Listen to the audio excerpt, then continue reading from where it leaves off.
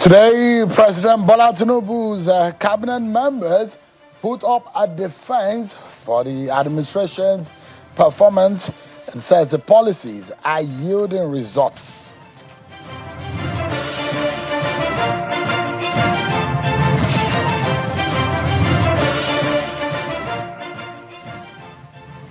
And today, retired military officers staged a protest at the Ministry of Defense over non-implementation of retirement benefits.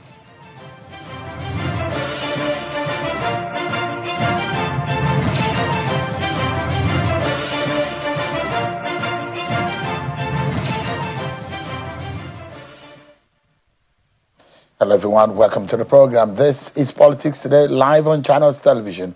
I'm Segun Sowunmi live for you here in Abuja studio. Let's begin in Osun State, where the winner of the August 15 governorship election in Osun State, Governor Ademola Adeleke of Accord Party, today has received a certificate of return and evidence that he has emerged winner in that contest. Senator Adeleke was accompanied by family members and supporters alike who went to the INEC headquarters in Osogbo, experiencing the moment he officially was confirmed with a certificate as a winner and returned as such.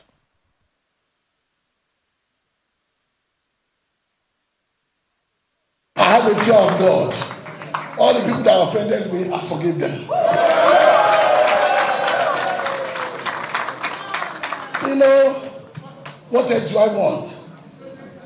The good Lord has fought my battle. And we have overcome. Osun State has overcome. I brought the light to Osun State. And I drove darkness out of Osun State. Osun State will never see darkness again. We will keep moving forward. Nobody will turn us around again.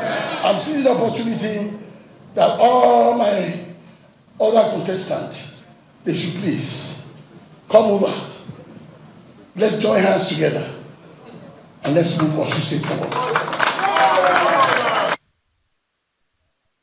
All right, that's Governor Adeleke earlier today in Osogbo when he went to receive the certificate of return.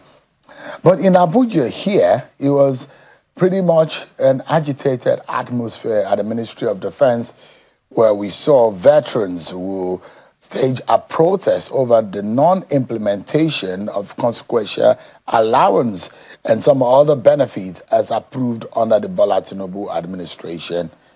The retired officers are not happy that yet, though they are alive, but their benefits are not being implemented, has been approved by the administration. They're asking government to take expedited action that their benefits will not meet them in the grave.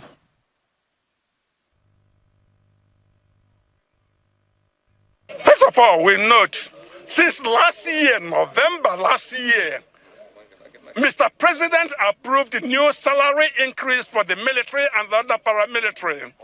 It's been in the news all over. The military high command at every given occasion keeps thanking the president for the salary increase. November last year, this is August this year, they have not implemented it.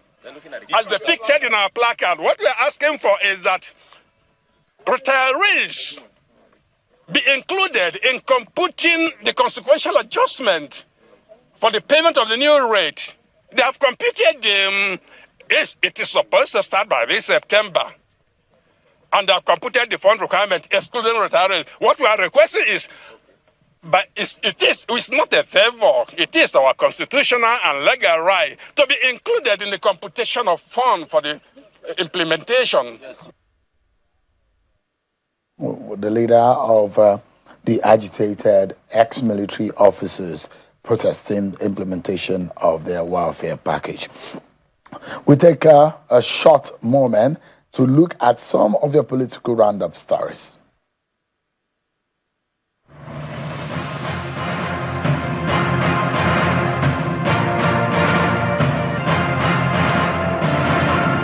A civil society organization, Pairing Advocacy and Advancement Center in Africa, is urging anti-graft and security agencies to investigate and arrest those involved in vote buying during the just concluded Osun State governorship election. The executive director of the organization, Mr. Ezenwa Nwegu, stated this at a news conference in Abuja. While commending the Independent National Electoral Commission (INEC) for the successful deployment of the bimodal voter accreditation system and the overall logistics plan, Mr. Ezenwa identified systemic vulnerabilities which he says must be addressed ahead of the 2027 general elections. Justice Fatima Murtala Amin of the Federal High Court, Damaturu, the Yobe State's capital, has adjourned the case between the governorship aspirants, Mr. Mustafa Meja, and the All Progressives Congress.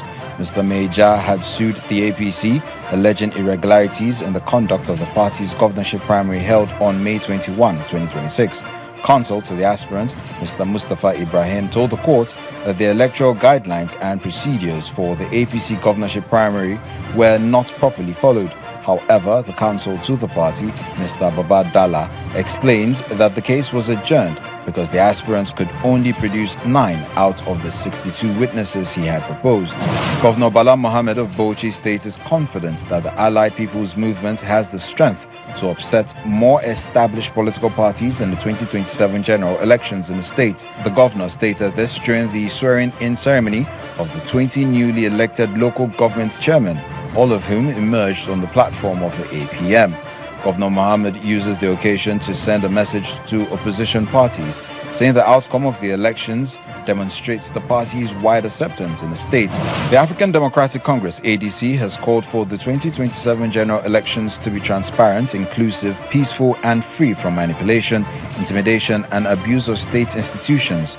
Speaking during a visit of a delegation from the International Republican Institute today at its secretariat in Abuja, the national chairman of the party, Senator David Mark, explains that the party would do everything within its powers to support an electoral process that meets globally accepted democratic standards.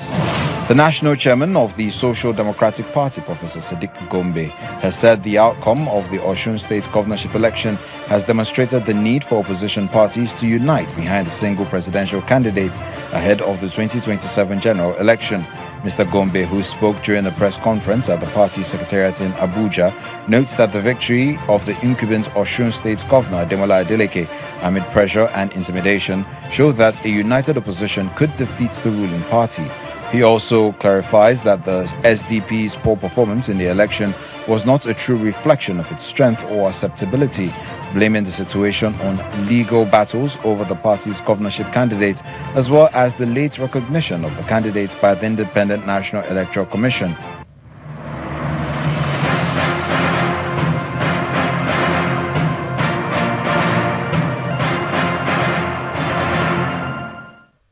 There you have it, some of your political roundup stories. But let's tell you that President Bola Tinubu's cabinet members today in Abuja are telling the nations that the administration had delivered on several fronts based on the policies and the promises made by the Tinubu government. The Minister of Finance, Mr. Taiwo Oyedele, says today that the removal of fuel subsidy has saved Nigeria 15.8 trillion between June 2023 and December 2025. The minister is insisting that the economy is moving in the right direction. He provided a breakdown of the financial impact of the federal government's economic reforms under the President Bola Tinubu administration.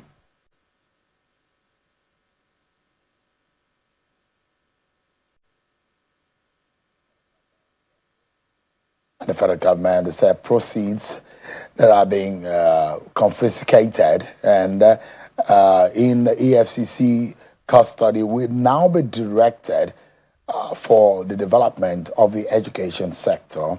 After the Federal Executive Council meeting today, it was agreed that those kind of monies will now be funding items like NELFund, which is targeted at giving stipends to students and also providing for loans for their education.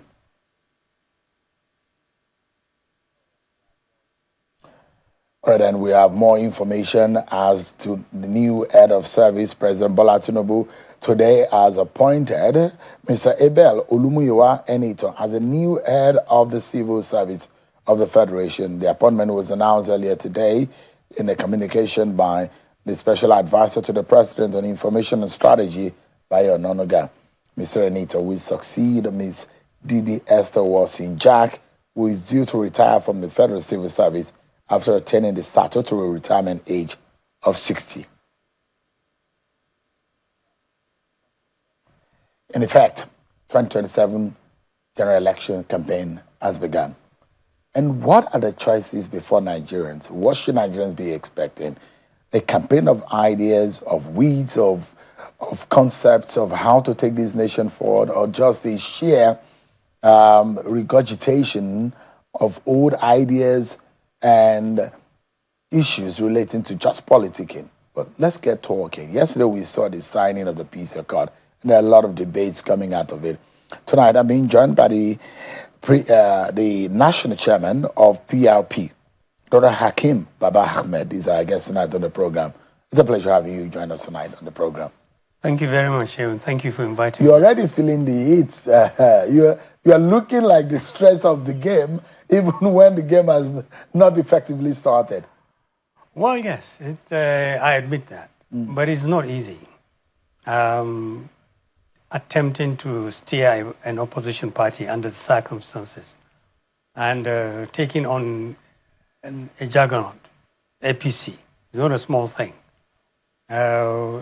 Until now, you would say we are a fringe party. We are trying to move from the margins to the center and put ourselves in a position where we can actually provide an alternative to the APC. That is not a small job. The job is compounded by so many challenges. Some coming directly from the ruling party, some from the bureaucracy and the judiciary, some coming from INEC. So it's very difficult to sleep with your eyes closed. I admit it's tough, but ultimately it's worth it. This country needs people who believe that there's a future for it, who would work towards that future and explore every avenue, including self-sacrifice, to give our children some hope that they don't have to live in the world that we've seen in the last 5, 10, 15 years. So it's actually going to be a tough one to unseat the APC. It will be. Anybody who tells you... But is that possible? Absolutely. But it's not going to be easy. But can it happen in 2027? Yes. Certainly. But there are those who think that the only way it can happen is all of you in opposition come together with a united front. That's the only way. Well, there is some merit in that position. Let me remind you, in the news here, just before we started this program, I saw the newly sworn in again governor of Osun State speak in a very confident, very comfortable manner.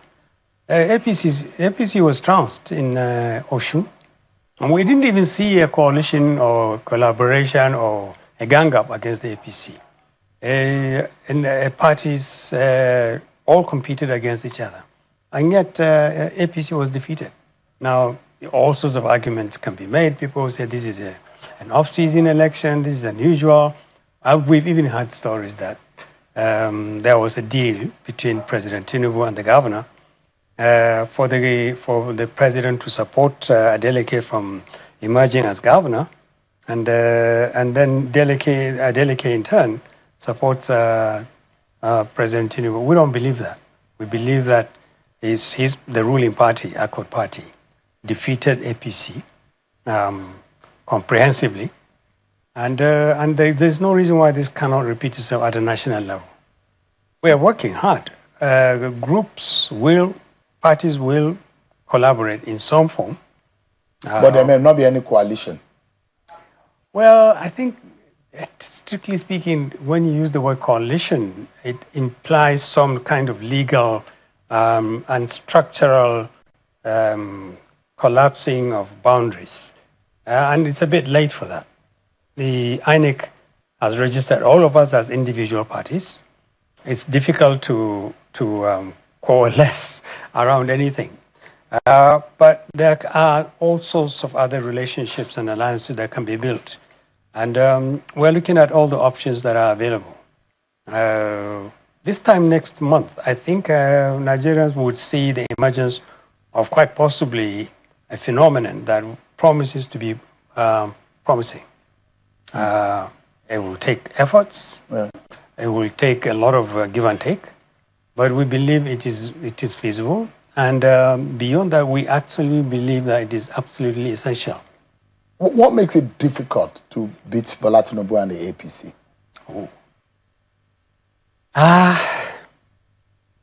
Many things. APC is not a party. It's a monster eating itself up and eating everybody up. You have a party that has a president who is quite possibly the most powerful president, or a president who has given himself, or has been given by the people around him, the most awesome powers to do anything he wants to do, including the National Assembly. You have a president who believes that he must have all the power around him, and he appears to have garnered 32 governors. 32. 31. 31. After the last count. Yes, okay, 31. Thank God. You almost counted Osun. Yes, but they lost Osun. I'm glad you corrected me there. And quite possibly about 75% of the National Assembly, members of the National Assembly, around him, in his party. And he's still uncomfortable. He's still living in fear that it's not enough. But that structure is politically monstrous. It is a monster. It's monstrous. But if they believe this is the only way in which they can win an election, by gathering and garnering everybody into into their corners, they are welcome. But isn't that what you would have wished for if you were leading the APC? Well, if I didn't ask everybody to ditch their mandates, if I didn't have to convince people one way or the other to abandon the people who voted for them, if I didn't have to promise heaven and hell and earth, if I didn't have to bribe politicians with being re-elected, I would say yes. If people are attracted by our party's achievements, not figures, not statistics, real achievements. So the movement into the APC is not organic as far as you're concerned? No, it's not. It's mechanical, and it is designed, and it is very, very damaging to this country's democracy. If you were in their shoes, would you have said the same thing? Whose shoes? APC.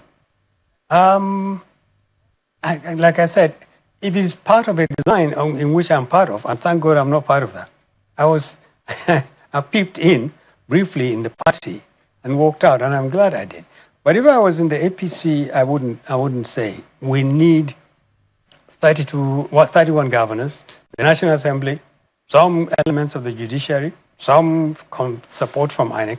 I would say that is not the way to do it. Is it the force of the ruling party that is expanding in scope, or the force of the opposition that is not able to withstand its ground? It's its fault if it creates an environment that makes it relatively easy for politicians to walk from their side of the divide to it. If you have to promise immunity, if you have to promise almost near certainty that governors will get tickets back irrespective of whether they perform well, if you have to induce National Assembly members with coming back again for their seats, I don't want to impute other interests that I have no evidence for. But look, this is an unnatural, unusual, and then potentially dangerous situation we have. But you want to say that this is normal? A party that is popular among politicians, not among the people, among politicians. The party to whom everybody is running. You have to ask questions. What are these people running to the APC for? What has happened since 2023 to make Tinubu and his government so attractive to politicians and everybody else when 2, 3, 4 years ago, nobody would have sworn that the APC that Buhari left would even breathe in this country. Buhari left a very bad record. Tinubu took over and plunged the country into deeper crisis. His first 1 year, I have no doubt, must have been millions of Nigerians who said, if we knew this is what this man would do, announce the removal of subsidy without a backup plan, do all these major policies, monetary and fiscal policies, promise heaven and hell by throwing us into, promise heaven by throwing us into hell and promising that hell will freeze over and will become heaven. This is what the president did. You are the inference I get from what you are saying is that Nigeria is worse than it used to be 3 years ago. Absolutely. But the IMF says that the macroeconomic resilience has improved. The government is saying the reforms are working. But in the very same assessment, it says that poverty has reached 63% on Nigeria's national poverty line, and there are estimated 27 million Nigerians facing food insecurity. That is late of 2025. But if you look at it, and the government of the day, the Minister of Finance, the Budget Minister, Minister of Information, they were telling Nigerians that there are no alternatives, there are no options. This is the best route. The government is, and the Nigerian people, they are being taken on the right path. What alternative? What would you have said or do as the chairman of the PRP, or what program do you have that can counter what the APC says is the best way out for Nigeria? In fact, the APC has described Bola Tinubu as a messiah, as a man who has come to alleviate the poverty and the pains of Nigeria. And as the pains is going, the gains are here, according to the APC. The APC is a fantastic praise singer. Praise singer would look at a naked man and say he's the best dressed person in the world. What else do you expect them to say? That the president is not in touch with reality? That the president prefers to dish out IMF figures? And look at you just said it. And you said the same IMF said the same IMF said the macroeconomic outlook is good, and then it says 63% of Nigerians are living under poverty line, under the poverty line. For goodness sake. But that's on the macroeconomic side. Yeah, that's on the macroeconomic, but you're talking about human beings. The figures, when you hear these kind of figures, people who know how Nigerians live, and you see, I can tell you now, to be honest, when I saw these ministers lining up to say to Mr. President Rankai Dede, you're the best president this country have ever had, I am convinced now, more than any other time, I don't think these ministers go home. I don't think they're in touch with people. I don't think if they do, it is to go in for an hour or two and come out. Well, you said, Dr. Baba Ahmed, that Buhari left Nigeria in a terrible state. Yes. But Tinubu said he's fixing it. Yes. What would you have done differently? I would have taken stock of the situation. There's no law that says you have to hit the ground running. You certainly shouldn't do what Buhari did, wait for 6 months and then do nothing. What you do, Tinubu had enough background. This is one of the things that we thought was going to change the game plan. Tinubu had a lot of time to study Buhari, including Buhari's resistance against him, and ask himself, why does this man think I won't make a good president? Why does Buhari not like to? I need to address corruption. I need to address the rising insecurity at that time, which it was now. I need to give Nigerians some hope. I need to assure Nigerians that we don't need to go this way. But he didn't. He now announces a major policy shift without necessarily studying the context of that policy. Because they say criticism is easy, governing is harder. Mm-hmm. Now we are getting into the campaign period, and there are those who will be asking, so if you say Bola Tinubu has left Nigeria worse off than he met it in 2023, what would you have done? The question is that, why do you want to paint Bola Tinubu as the worst president ever? Is that a fair assessment? Yeah, it is. Do you know anybody who is worse than him? Look, but let's go back to 1999. Buhari was a bad president. You could say Buhari came to power with very little knowledge about economics, with very little responsibility for being an elected president. He knew absolutely nothing about being Tinubu, accountable. Can you? Tinubu was governor of Lagos State, let me remind you, for 8 years, during which he took on Obasanjo. I was then in the government, and I saw him take on Obasanjo in a very vicious fight that lasted close to a year. And he stood his ground, and he won in the end. He won in the end. So how would you then describe that man as the worst president ever? Well, he wasn't the president then, he was the governor. I'm telling you now, that kind of character, that kind of profile that you described now, you transpose it into I'm talking about a character. I'm not talking about a record. I'm talking about a man who was governor for 8 years, then spent that period from 2007 to date, just simply, according to him, just simply preparing presidents and presidents and presidents. And then finally he says in 2023, listen, Emil Locon, this is my time. You would have thought, okay, the man is now ready to provide the leadership. The leadership he helped to create, the leadership he helped, he donated to other people. He says, no, hold it. Now the big masquerade is going to dance. It didn't.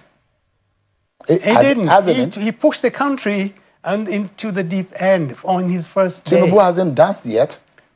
The festival is almost over. 3.5 years. What do you want him to do? Is he still warming up? You don't think that the NEL Fund is not a dancing of some sort? No, the NEL Fund is exactly what a The external government... reserve is not a dancing of what some is sort? the external? What is the point of an external reserve if it absolutely makes no sense in the manner in which people live, to poverty levels, to the crumbling economies? I come from the northern part of the country, Shehu. There's absolutely no industry, including agriculture, that is thriving. So you think the North is poorer than it was before now? Absolutely. Would that be a punishment for Tinubu and his government? Yeah, well, who else should we hold responsible? His governors, all the governors hiding behind him, lining up. But the governors got more money, courtesy of Tinubu's policy. Yes, but Tinubu is also responsible for that. He says, I've made trillions and trillions and trillions Nigerians, and that money is with governors. And who are with the governors? With Tinubu. And Tinubu could say to them, they're in the same room now, all waiting for 2027. Tinubu could say, Governor so and so, your people are complaining. But Tinubu doesn't listen to people in states. He listens to his ministers in the villa. He doesn't listen to anybody. He listens a few statistics sometimes, if they're good, from the IMF or World Bank, he likes. The rest of it he doesn't. The president as someone who is detached from reality. Absolutely. I've said so many times. And I have no hesitation in saying so. He is thoroughly detached from the reality. If you are putting up some of these campaign against President Bola Tinubu and the APC, there are those who will say he's very popular in the North. He's the son of the South. He's got tentacles and hands across the Niger. He's gotten a huge handshake and he's kept them. And there are those who will say with 31 governors, huge presence in the National Assembly, the monster that you have described in Bola Tinubu and the APC is unsurmountable. Governors are not the people. Governors were elected by people, they abandoned the people, and they went and camped in Tinubu's If Tinubu faced the disaster of a kind of support that he didn't get in 2023 from the heavyweight in his party and the economy policy that almost gave him a bad chance in 2023, and now he's a president and he's got all of the indices at his disposal. You think this is the time that he will lose the election? I'm not sure he's got all the indices. He's got figures and statistics which can be manufactured. In any case, the real truth, the best way to verify this is not to look at figures and statistics. They must translate in the way real human beings live. So you think there's no pathway for Tinubu winning? No. And if it's a credible, free and fair election, I assure you, Tinubu would lose. I won't say before 12 noon. Maybe before 4 p.m. in the evening. When all the KKK's results are in. The Kano, the Katsina, the Kebi. But on the final note, some of your friends are not there. Bola Tinubu was not there at the signing of the peace accord. Atiku was not there too. Yeah. Does that process have any teeth at all?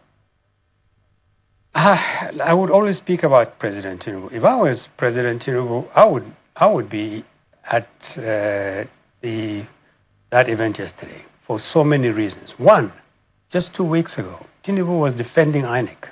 He was saying, no, INEC hasn't done anything wrong in public. INEC has done crazy. Is there anything wrong in that? Yes. The president should not defend INEC.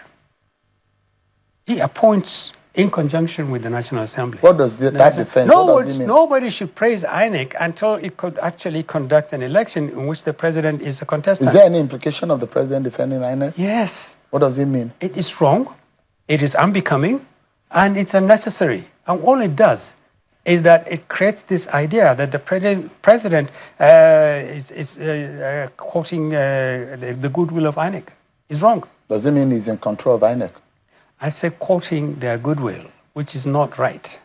He doesn't. I wouldn't say he's controlling. You have a feeling that the election might be somewhat manipulated with the inference that you are making. I hope the elections will be credible, free, and fair. If it's not, if it's not, this is very serious. If it's not, I foresee a very serious threat to Nigeria's democracy. There are people out there, there are millions who are very, very angry. They desperately want an opportunity to express their anger in the ballot, through their ballot, and it is very important that we allow them. We allow them to exercise that right. That's very important. Play around with that thing, and you are playing around with the future of this country. Dr. Hakeem Ahmed is the national chairman of PRP. Such a pleasure having you again on the program. Thank you very much. You. Thanks. I'm hoping to see you and your party, especially your presidential candidate, Donald Duke, on the field. Thank you very much. Thanks. I wish you the best. Thank you. We take a break, everyone, but when we return, Segun Sowunmi will be joining me. There's so much more to talk about. There is crisis. And what does this crisis mean? What does it portend? We're hearing from Segun Sowunmi after this break, everyone. Join us again.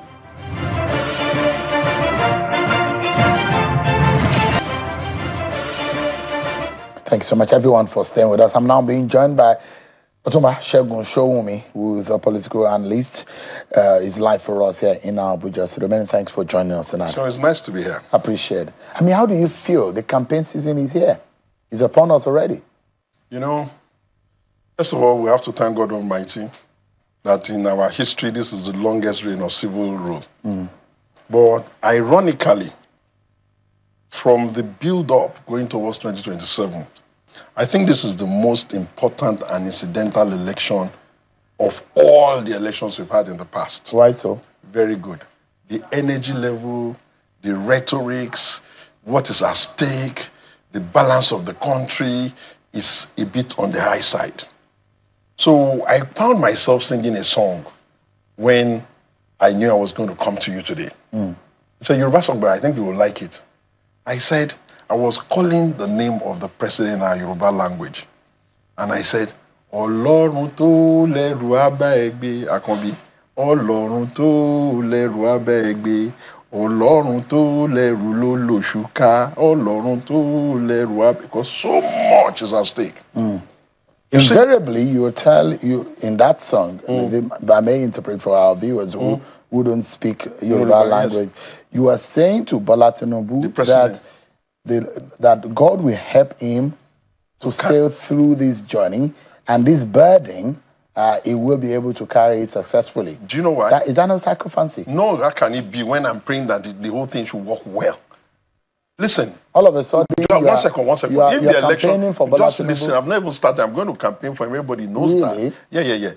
Yeah. Just hold on. Have you been sorted? By who? Bola Tinubu? You see, it's an insult on me to even think I've been sorted. If it is sorted, I know where money is and I know how to get it. I'm just too passionate about the direction I see the country go. But I don't want us to get it. We'll come into No, because the question now... Let me just tell you why we'll get You were an Atiku man. That's a long time Yes, ago. I know. I backed him 2 elections back to back. The last time I checked, you are still in PDP. Have I ever told you I've left? But you are campaigning for APC. Listen now, are you not aware that every nation will plan their democracy around their circumstance? The circumstance of the Nigerian nation that you see being about Rainbow Coalition, people being sympathetic to the president and other, including the Wiki and co, is based on only one principle. How do we balance the democracy of Nigeria in an environment where the demography That means the way population is growing in each of the zones is different. It therefore follows that for us to have a modicum state in southwest Nigeria, and I'm taking you to Bola Tinubu's home region. He's from Lagos. You look at Lagos, the last time he lost an election, historically speaking, Tinubu's legs are wobbling in his home state. One. In Oyo, Tinubu stands a very slim chance. Look at what happened. Without Makinde the last time around, he has little or no chance. You see what happened in Ekiti. Ekiti has a very slim figure. Ondo, you might almost give Tinubu a very good pass in Ondo. Go to Osun. Osun, he might get a huge number because of the delicate factor that say. Okay, so you can. The question is that where you get the big numbers from, Lagos, Oyo, Tinubu's chances are slim. No, even in the southwest, where Tinubu seems to have the bigger number, he's supposed to have the bigger number. Things are not working, are not looking very bright. Although you I'll take it to Ogun. Can I finish? The kind of crisis in Ogun State, politically speaking. Okay. You are from Ogun, I remember. Don't worry, I will tell you. So let me tell you what people talk about when they talk about the southwest that they do not pay attention to. The southwestern part of our country, Nigeria, is the only location where democracy is actually remotely working. From the days of even the days of Obafemi Awolowo, our people have been very Republican. And their Republican nature means that everybody will have some space. Why do you think we're the most inclusive, even in terms of people living in the zone and probably small skirmishes? I imagine that the Southwest is more democratic than the Republican Southeast. Let me explain. The Republican Southeast is on the risk. I hope they will change. They usually just make up their mind they are going in the wrong direction, and when they go in the wrong direction, they are not part of the nation, and then they start complaining. But that's their business. I'm not here for them. Let me go to the Southwest. I don't see anything that will affect the president in the Southwest except the management of his own people within his own party. In the Southwest as a structure today, the APC is the only one that can do damage to the APC. And what do I mean? If they ignore all their election giants and they insist that one individual will not manage the complexity of other people's hearts, and they insist that they are going to be smart by half, leave out their heavy punchers. Sorry. Imagine for a second if the president were just to do a proper review, not the ones that his friends are telling him, a proper review on the day, the potential day of the vote, and who can contribute to an election minus federal might. Is it PDP that is going to beat him? Back to Oyo. Most people don't know. Before you go to Oyo, just a moment. In Ogun, for example, you have a GNI, you have Honorable Akinlade, those who were contestant against Yayi. So I think the problem with Yayi But the problem is that Akinlade, for example, has no ticket. And you are talking about the heavy punchers. No. That's, you see, when I said the heavy punchers, those who are, and I've heard a lot of people in Ogun State, and why I think that yes, you have an Oshoba who is Baba is not a heavy puncher. No. I'm saying that those who are supporting Bola Tinubu in Ogun State.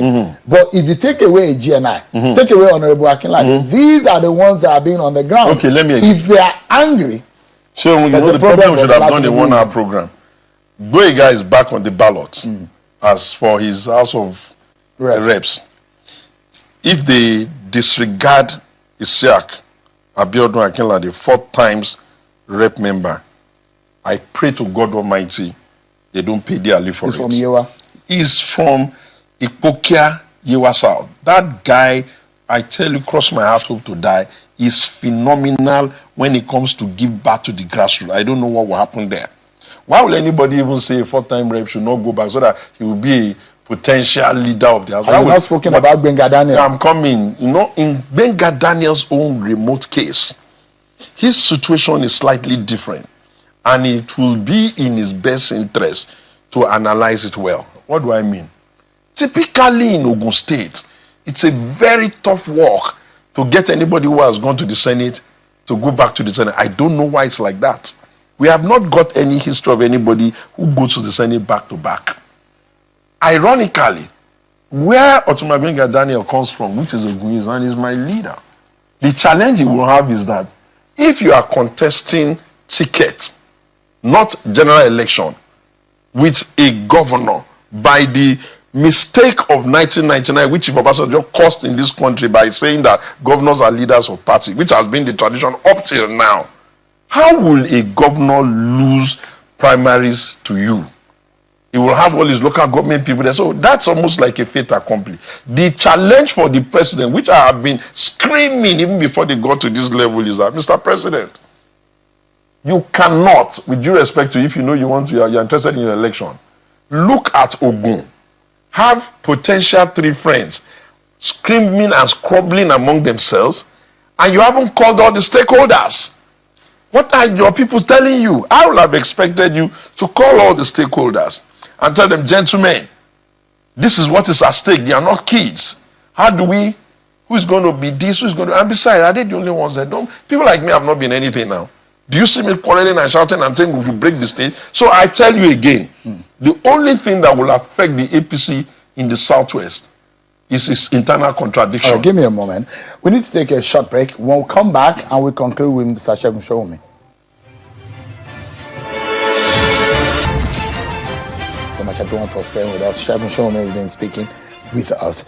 The conversation around 2027 is whether or not the man who promised is going to change the lives of Nigerians, is going to turn things around, will be able to convince Nigerians he has done it at the polls. And the campaigns have started. The final moment for you, Mr. Segun Sowunmi, tonight is you are a supporter of Bola Tinubu. Of his policies. What policy? The policy of poverty? So don't eat my 2 minutes. Don't waste it. I need about an hour to explain to you. Any sensible person who loves our country and who has followed it for some time will ask himself that if you had a tax situation that was written in 1923, are the others who have been president before now, are they blind? Why did they have to be the one to rearrange it? If you had a schooling situation where people cannot pay schools and everybody is also running out of school children and somebody starts nail fund, are the others insensitive? Why did they do it? If you had a situation where our multimodal policing is requiring a bit of tinkering to broaden architecture, why didn't the others do it? If you had a situation where you are looking at the country and you wanted to plan around this zonal advantage, and somebody creates a zonal development commission, for example, people like Baba, to be screaming on the zonal development commission of their zone that, gentlemen, we cannot be lagging behind. Why didn't the others do it? If you had a situation where your monies are now so that your governors are getting more, your local governments are getting more, even the federal government has more, and you are leaders of the place, you are not talking about what's happening at the base. But sadly, more people are poor. There are more poor people than Bola Tinubu met. I have always said that more hungry people, almost 30 million people, 27 million people, hungry. Listen, one of the things that tells a nation that it has come of age is when it is no longer mesmerized by the data of Bretton Woods, IMF, World Bank and all that. No nation has developed significantly by allowing the IMF to be pulling it back. But the same figure that said the microeconomic... Don't worry about what I'm saying. Nobody even does it like that. The Chinese do it like that. The Indonesians do it like that. This country has come of age. And we must be able to say that what is before us now is consensus around development and stability. And on the poverty numbers, I don't agree. For you to be able to look at the poverty number in a nation like ours is to I blame the Nigerian Society, Statistical Bureau and the National Orientation Agency. You have to de-aggregate the data. They say when you some of you are the ones deceiving. Am I with the president? Am I in this party? Can you let me just make my point? If you disaggregate the data, you will be able to see how are the zones doing. Where are they pulling their weight? Where do they need help? Where do we need to do more? Those are the thinkings behind the Zonal Development Commission. Because what you will consider as an economic policy that is good for maybe Southwest and Lagos may not be the right policy for them. So you are saying Bola Tinubu can win? You see, I do not, any election, any vote that has not been counted should not be called. But if what the deep dive data that we were looking at, what are the others even saying is the alternative policies? Why do they want to take advantage of the ignorance and the illiteracy of some of their people by saying, we no go agree what? Show me, we are totally out of time. Shame we should do like an hour. And please tell them, if you want to do narrative for a nation, there are two ways. There are those who will come in and do it surgically like a surgeon and remove the problem. Right. And there are those who will come like a butcher and start smashing everything and make it worse. I dare say I'm the surgeon. Dare say. Dare say. Segun Sowunmi, who never read medicine but want to be a surgeon. That's our show for tonight, everyone. Many thanks for watching. I'm Segun Sowunmi. God bless Nigeria.